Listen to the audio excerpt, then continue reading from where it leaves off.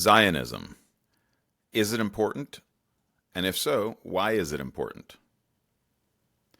So, we've been doing a lot of talking lately about Western civilization. You're hearing people that share our value system, people that are on our side, using that phrase quite a bit. Western civilization, fighting for Western values, Western democracy. And I want to talk today about something that we don't talk a lot about, and because it's become so controversial, it doesn't get a lot of coverage, and that is Zionism. Zionism, in its simplest definition, I would say, is the right of the Jewish people to self-determination in their ancestral homeland. That's what Zionism is. Many people might define it different ways, but at its core and most simple definition, that's what it is. And I want to talk a little bit today about why that is important and why it needs to be connected to this battle for Western civilization that the world is facing right now. So I'm going to go through a few points and try to keep this quick and easy, but I do think it's something that people that share our values, share Western values, believe in Western democracy, believe in freedom. I think it's something that people should be aware of, and it should be on your radar. So the first one is Zionism protects civilization, not just a state. Okay? It protects the civilizational root. It matters to people who share Judeo-Christian values because Judaism isn't just a religion, it's a peoplehood with law, land, a memory, a history, and Christianity emerged from Judaism. The morality that is expressed and demonstrated through Christianity, the historicity that is the foundation of Christianity, and even the scriptures all originated and emerged from Judaism. And if the Jewish people cannot exist safely as Jews, the foundation that produced Western moral thought collapses. Okay, so for thousands and thousands and thousands of years, Jews have preserved the Holy Scripture and passed it down to the degree that every single, what they call in English, a jot or a tittle or a yud, these tiny little marks, you have to have people that are experts and educated in being scribes so that they can actually hand write with exact precision, missing nothing, what we know as Scripture today. And long before there was a Gutenberg printing press, long before the New Testament existed, long before Jesus walked the earth, Jews have been preserving what we know as the Old Testament today, these scriptures, and handing it down from generation to generation. It is the origin of Western civilization, Western morality, and Judeo-Christian values. A civilization that cannot defend its roots cannot defend its branches. It's that simple. If we can't defend the origin and the roots of all this, then how can we defend the cause itself? Okay, so that's point number one. Zionism protects the civilizational root. And what we experience today, we've talked about it a little bit before, but just to put a little bit more structure and context to it, Western democracy is a secular system that was built on Greek philosophy, Greek political system, Roman judicial system that led to democracy, and then Western democracy took those two things and used them, if you would, to create a system that incorporated Judeo-Christian values, right? So Western democracy is its own unique system, and it has led to the freest, most prosperous, and most humane society and civilization that has ever existed. And you cannot remove the Judaic roots of that. and have the system stand, okay? So it's very, very important. The Hebrew Bible really is the moral spine of Western civilization when you view it through that lens. Core Western values like human dignity, moral law, accountability, justice above power, all of those things come directly from the Bible, which comes directly and was delivered to the planet through the Jewish people. Right. So how could you say that there was no such thing as Judeo-Christian values when they're built by the same thing, by the Old Testament, right? That's right. And Like, without the Old Testament, you can't have the New Testament. right. So it all comes from Judaism and Christianity. Like it's the And this, same no matter your root. theology, whether you're biblically Zionistic or not, whether you believe that biblically the Jewish people have a right to a physical location on the map, whether you believe that or not, you cannot separate the Christianity, you cannot separate it from its Judaic roots. It's impossible to do. Without the Old Testament, there could be no New Testament. You couldn't have delivered this Messiah to the world for those that believe that without him coming through the lineage that he came through the Jewish people, and being the King of the Jews, and all these different things that Christians all around the world believe and celebrate. You couldn't have any of that without Judaism.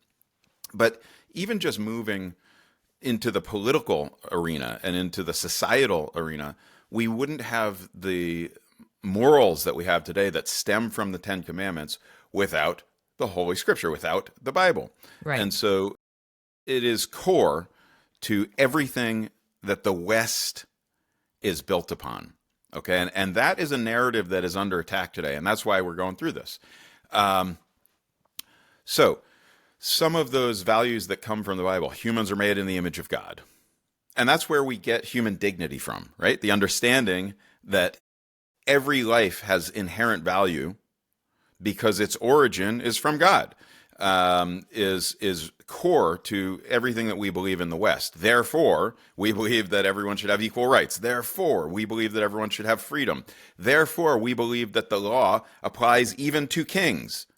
Therefore, history is morally meaningful. History is important to understand. There is truth. Truth exists independent of power. Okay? All of these things are stemmed from the Judeo-Bible, from the Torah, from the Old Testament. And Zionism ensures that the people who preserved this worldview for 3,000 years are not erased.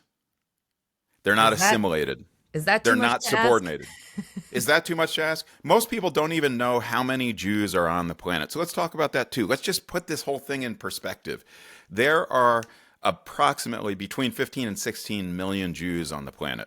Million with an M, only million. 15 to 16 million. What that means is that if you take humanity as a whole, that the Jewish people make up less than a quarter of 1%. Not a quarter of all humanity. Jews make up less than a quarter of 1%. The land of Israel, about the size of New Jersey, makes up less than 1% of all of the land mass of the planet. It's a tiny country, and yet it's at the core of everything we talk about today, and it's at the core and the center of this battle for Western civilization. Tokyo has a population of 15 million people. Right, right. One city. Right. Without Jews as a living people, Judaism becomes a museum artifact, and Christianity loses its historical grounding. Okay, so very important to understand these things and understand what Zionism really is and why it's important to our value system.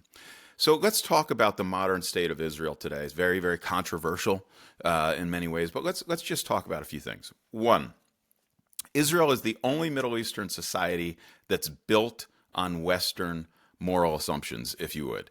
It's a region that is dominated by theocracies, tribal rule, authoritarianism, honor or shame cultures, right? Where there are honor killings and all these different things. That is what comprises, it's what the entire Middle East is made up of, save one small country, one beacon of light in the midst of totalitarian regimes and theocracies and religious extremism, authoritarianism of all kinds. Right in the middle of that, you have this tiny country New that, Jersey. right about the size of New Jersey, that alone, Israel alone, maintains the rule of law, independent courts, free press, religious pluralism, protection of minorities, women's rights. Here's a controversial one: LGBTQ. It's the only place in the Middle East that those things are protected. Why would the West, why would anybody not want for that to be the case? Why? It makes no sense. And it's not accidental. These things flow from biblical ethics filtered through modern, democratic, secular institutions. Zionism is what made all of that possible. Zionism is the reason that you can have a free society, however small it is, in the middle of such great darkness. And quite frankly, we should hope for more of that.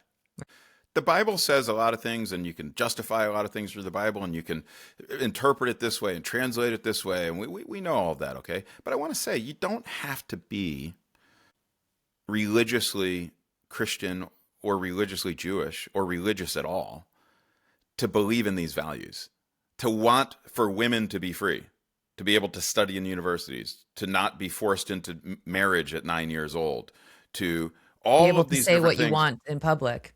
to wear shorts. You know, you don't have to be religious to want that for yourself or for other people. And I think it's really important to note, because I think a lot of times people lump all these things together, and it's like, oh, well, I'm not religious, so I can't stand for that. And, you know, that's because we've become so polarized, so politically polarized in this generation.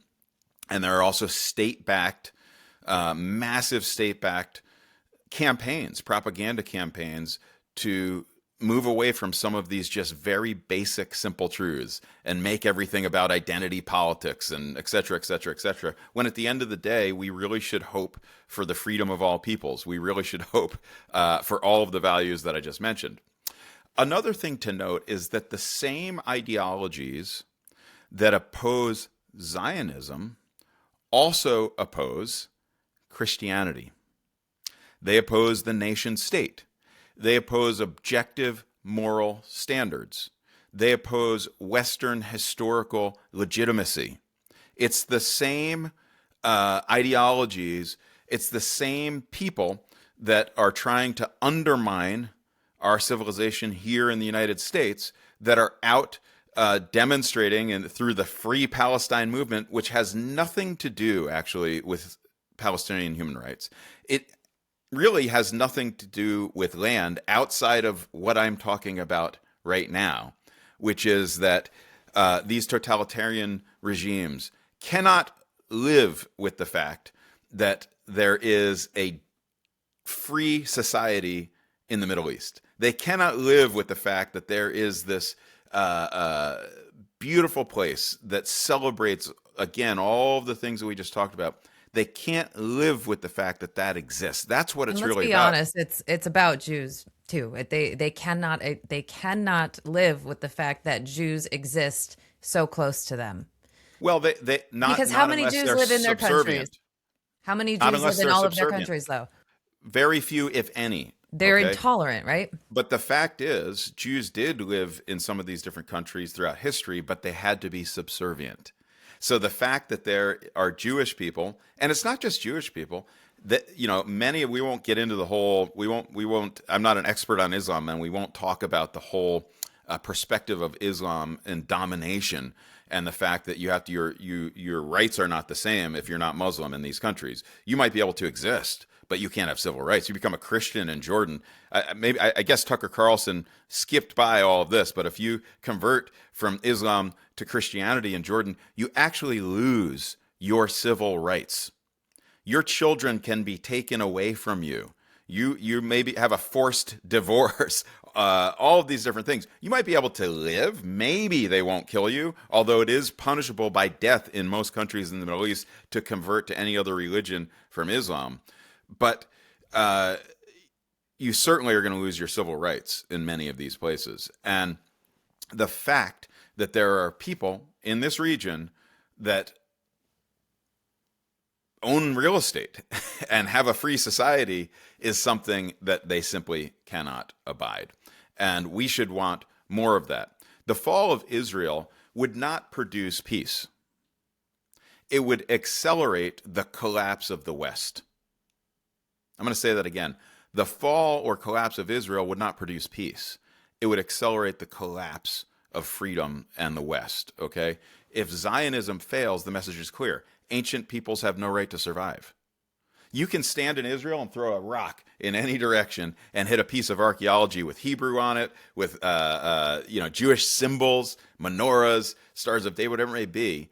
And if Zionism fails, then we're proving that ancient people actually have no right to exist. All these people that are for decolonization should celebrate the existence of Israel. It is the greatest story of decolonization that's ever happened in the history of mankind, where after thousands of years of diaspora, people came back to the land of their origin, speaking the same language, using the same currency. It should be something that's celebrated for the true miracle that it is. If Zionism fails, moral civilizations must apologize themselves out of existence. So that's an interesting statement. But you see that happening all across the West. We have to apologize for existing. As a democracy here in America, you see many people apologizing that we exist as a country, celebrating everything that we celebrate, living with the freedoms that we've experienced, creating the most prosperous society that's ever lived. Sounds like something else we hear a lot of. People right. apologizing for their skin color or apologizing for their gender. That's what I'm talking about. And so you've got to see these correlations and the existence of Israel as a central focus and the front lines, if you would, for the battle of Western civilization. It would also, if Zionism falls, it would mean that power alone determines legitimacy. Power alone determines legitimacy, not historicity, not all of these different things, but truly only power determines the legitimacy of something. Like, for example, the Ayatollah is a legitimate leader, even though he came in and took over and changed their way of life. It's okay because he's powerful and he has an army behind him. That's right. And so you're seeing that battle play out right now in real time in Iran. Like, do the Persians, most people don't know anything about Iran. They think that Persians are Arabs. They're not. Muslims. And they're not Muslims and they're not Arabs. Right. And they were a free society up till 1979. And then what happened is exactly what we're seeing in the West, that extreme far left socialists paved the way for Islamist extremists to come in and take over. And then the Islamist extremists, when they took over, they eliminated the socialists that enabled that to happen. Okay? And so that's literally what happened in Iran. And you're seeing the same struggle there, the same struggle that the Persians, the true people of Iran that are trying to overthrow this dictatorial regime right now, that is the same struggle that is Zionism, essentially. That same struggle is what led to the emergence of a free society and a free state in the Middle East, and we should hope that for Iran. We should hope that Iran, like Israel, should be able to win and take back their society and their land, okay, away from Islam and radical extremism, because it doesn't belong there. It wasn't there in the first place. And so what you're seeing is the very same battle. It's very, very similar to what happened, except right now in Israel, Israel exists. We achieved it through Zionism. We achieved what the Persians are trying to achieve in Iran right now, and we should be supporting that. We should hope that they will prevail. It's so weird you don't hear the decolonizers out there cheering for Iran right now. It's It's weird. The contrary, which is, it's just depictive of, first of all, a lack of education.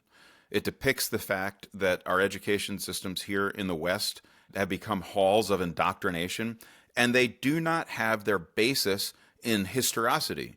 They're really becoming propaganda outlets, and we know that's because of state-backed campaigns to take over our halls of Right. education. We And know again, we've let's talked. be honest, it's because of Israel, because Israel and the people of Iran, they're friends, they're allies of Israel. That means we have to hate them, right? Right, exactly. And our halls of education are only, you're only hearing one side of the story. So that's why I say they become halls of indoctrination. Across the board, universities and colleges in the United States today have 10% professors that are conservatives. And in higher education, or in Ivy League schools, I should say, 2%. 2% of all professors are conservatives. Now, it doesn't really matter if you're conservative or liberal, but when it's that big of a percentage, then you have to ask the question, is this really an education or is it an indoctrination? And And if the tables were turned, would you be okay with it? If you are a Democrat and 2% right, of the teachers were only Democrats and 98% of the professors were Republicans, would you be okay with that? that's right. That's a great question. And this is the reason that, and what's behind it, what we've learned, and we really learned it after October 7th, when we saw these upheavals and these uprisings, and we scratched our heads and say, wait a minute, when did our halls of education become such playgrounds for extremism? And so we, at the governmental level, people started to research this and understand that I've heard as much as $100 billion have been invested by countries like Qatar and China and Saudi Arabia and all these different places in our halls of education. That's why we're seeing what we're seeing. And that's why 65% of Gen Z today do not support Israel. They actually support Hamas over Israel. Think about that. 65% of Gen Z support Hamas, a terrorist organization, over Over Israel. freedom Right. And that's of because people. they've been indoctrinated. And then you throw in the mix that it's a generation that doesn't understand their own history, as we've talked about, as being undermined. They've been made to feel that they need to apologize. We need to apologize for our own existence here in the West. And instead of focusing on the positive contributions that Western civilization has brought, we focused on the wrongdoings, which they do exist. There were many wrongdoings that were part of the formation of the United States. Hey, guess what? That's the same as every country and every peoplehood and society on the planet. And by the way, it is the same in Israel. But Israel is singled out and scrutinized in a way that is unthinkable. You don't have to be Jewish. You don't have to agree with all of Israeli policy to understand and support Zionism, to understand and support that this country needs to exist. I don't agree with everything that happens in Israel. I don't agree with every governmental decision. Israel Or has a in very America. But exactly. you want your country to exist That's here. right. If you're like, do you agree with Putin? If you're out there listening to this, do you agree with Putin? But nobody's out there saying Russia has no right to exist because Putin started a war with Ukraine, right? And has all of these goals and agendas. So, again, the final point is you don't have to be Jewish. You don't even have to be Christian. And you don't have to agree with Israeli policy to understand and support Zionism, a free society based on historicity in a region. It doesn't mean Israel gets it right all the time. Israel has a coalition government, and it's a very unusual way to put a government together, and unusual to us here in the West, where you basically have two parties, and one of those parties wins because they get whatever, the popular vote and the electoral vote, and et cetera, et cetera. Israel has a coalition government, and at no time, I think, throughout the history of the modern state of Israel, has a prime minister had more than 35% of the popular vote. So even in Israel, 65% of the people don't necessarily support a given prime minister at a given time, right? And the party that gets elected to hold that position of prime minister has to go out and put together a coalition with all of these other different parties so that there's a good representation, a crosscut of what the people want in Israel. It's very, very complicated. It's why they go to multiple elections sometimes, because just because a party wins the election doesn't mean they can put together a government. They may not be able to find enough parties to have consensus. And so it's a very different system than what we have here in the West, but it works. But my point is, even in Israel, a lot of people don't agree or don't support or didn't vote for whoever the sitting prime minister is at a given time. In fact, the majority of people didn't. But yet, of course, they believe in their right to exist, right? So my point is, just because you may not agree with any prime minister, I'm not going to even name names, it doesn't really matter, that has no bearing on whether this country has a right to exist or not. The Jewish right to sovereignty is non-negotiable. Western civilization cannot survive if its moral founders are delegitimized.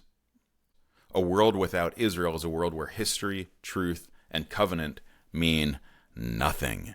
And so we should support the existence of the nation state of Israel. And I'm going to close with this statement. Zionism matters because it preserves the living source of Judeo-Christian morality. It anchors Western values in history rather than abstraction. And it stands as a final barrier against the civilization amnesia that always precedes collapse.